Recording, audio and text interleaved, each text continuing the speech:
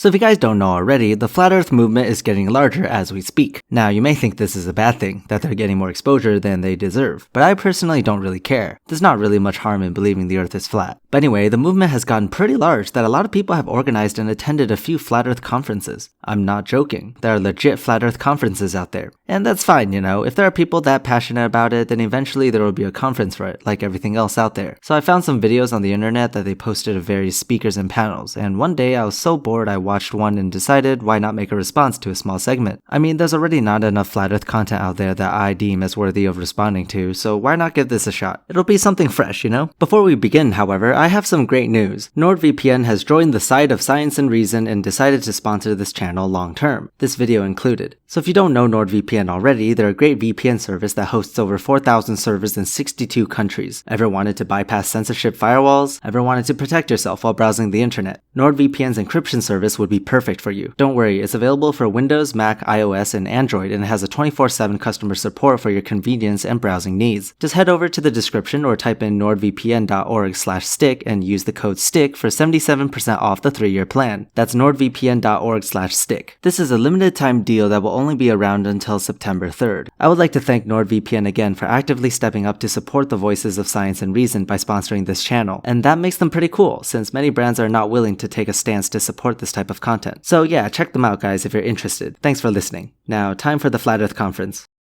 On the panel, we have Mark Sargent, who you're familiar with, of course, Jaron Campanella, Rob Skiba, and Bob Nodell. God, who are these guys? You'd think by now I'd recognize some of them. Let's see, that's Mark Sargent. How come this is the first time I've heard of him despite his channel having over 60,000 subscribers? Okay, whatever, since I've never heard of him, he can't possibly be that important, right? Okay, next is Jaronism. This guy is the first Flat Earth channel I've ever encountered. And then third is Rob Skiba, who I've also never heard of until now, but yet his channel has over 150,000 subscribers. Knowing there are this many Flat Earthers makes me lose hope for humanity. And lastly, there's Bob Nodell, who is this guy? Is this the guy from Globebusters? Haha, I need to get more involved in this community. They got some funny people. What do you think is the most important aspect of Flat Earth that we might need to concentrate on to get the word out as we move forward? And that could be experiments or activism or more YouTube videos or, well, what do you think?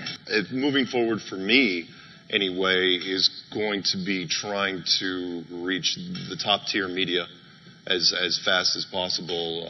Even when the media attention is negative, as we've seen in some aspects today, you still are of the mindset that... I'd rather the media come at us aggressively than ignore us. Fuck, I'm contributing to that. Guys, okay, close this video now. Let's not watch anymore. We can't give them more attention. You're not gonna close this video, are you? Good, because I have a secret. I was actually there. That's right. Not just that, I was a secret speaker at this panel. Just look, if you pan the camera to the right a bit, there I am! Ah, bet they never expected that. So let's just play some highlights on what I was saying during this panel, shall we? Yeah, so Patricia, you can just raise your hand. On the mic. Yes, in fact, I do know we had one question up front here, though, that they wanted me to ask, so here you go. All right, wonderful. Yeah, I just wanted to comment on the reporter there, where he was saying that we were always bringing the Bible into this. And I just wanted to say that the people that are pushing this agenda always bring Satan into it. And as Rob showed with Apollo and everything else, it's constantly showing, their Luciferianism. And it goes much deeper than just a lie. It's your salvation and where your soul's going to end up. Okay, first of all, you guys do always bring the Bible into this. Sure, there are atheist Flat Earthers out there, and probably one of the speakers on stage are, but it seems that the majority of Flat Earthers are indeed Christian. The Flat Earth is indeed heavily implied by text in the Bible, so obviously people who take the Bible word by word would have a great chance of becoming a Flat Earther, as well as deny other obvious scientific facts like evolution. Of course, I don't claim to know why Flat Earthers are Flat Earthers, but so often I see Flat Earth videos where people start preaching verses of the Bible. Just saying. And second of all, I don't see how people who think the Earth is round is somehow bringing up Satan. I mean, has that ever happened? Is it that fun to make enemies? Does claiming that your opponents support Satan make you feel like you're doing a good deed or something? Because that certainly isn't the case. Hi, Connie from Red Deer. If the moon is closer If the moon is closer than what we've been told and Yes. smaller and goes in a predictable path Right. and is within the dome, Sure. why could we not visit it? Is that a question for me? No, she's obviously asking me. Silly you. So here's the answer. The moon is 3,400 kilometers in diameter and is 384,000 kilometers away from us. We have been there, but let's just tickle the idea a bit that the moon is smaller and closer up. Would any flat earther be willing to provide the exact measurements of this supposed moon? I mean, you can see it in the sky every day. Surely it isn't hard to provide exact measurements, right? And if it were truly inside the dome, we would easily be able to reach it without actual rockets. Why haven't anyone done this? When you guys speculate that the moon is small and close, you always give a general account of it without actually doing the math to tell us the exact size and trajectory of its orbit. The idea of people landing on a ball is not possible. By teaching everybody that it happened, it kind of subconsciously makes us think that we could live on a ball.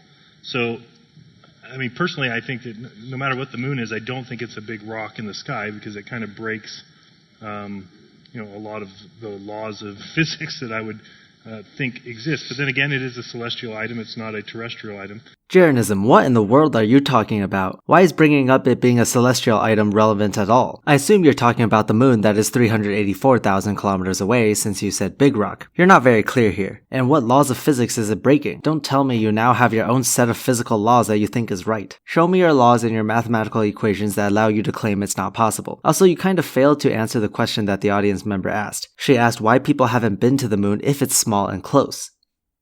So, I mean, for me, I don't think it's someplace you can go because I don't think you can stand on a spherical rock unless you were on the very top of it. So you can step on a spherical rock then? They're telling us right now their problem, even today, is getting through the radiation. Are you guys just gonna not answer her question or something? She made it pretty clear. If the moon is small and close, why haven't we been there?